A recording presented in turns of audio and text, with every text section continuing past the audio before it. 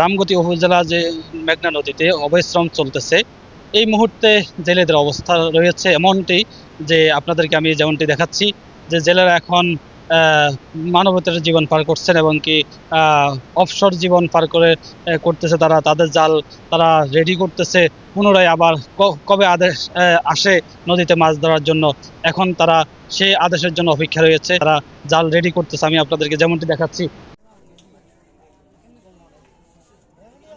একবার দেয় 22 দিন, একবার দেয় 2 মাস, একবার দেয় 65 দিন, এর মধ্যে 5-6 মাস কি অভিযানই জায়গা।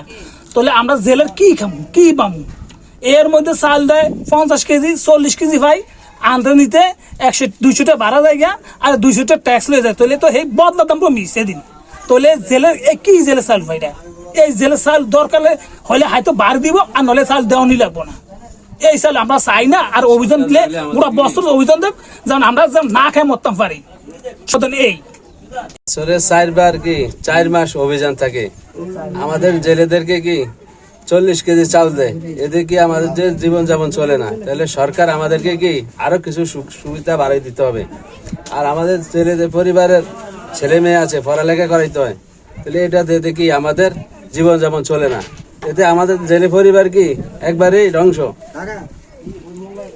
বরাদ্দ যাই সরকারের তরফ থেকে আসে, যেমন আমাদের মোবাইলে বিকাশের মাধ্যমে চলে আসে, নাহলে আমরা আনতে নিতে কি আমাদের গাড়ি ভাড়া সব চলে যায়। তো আমরা আর কি যে মানে 200 টাকার মাল দিলে আমাকে গাড়ি ভাড়া যায় 300 টাকা, তা আমাকে আরো 100 টাকা লস হয়। আমরা ওইগুলো না আনাচ্ছে না অনেক উত্তম।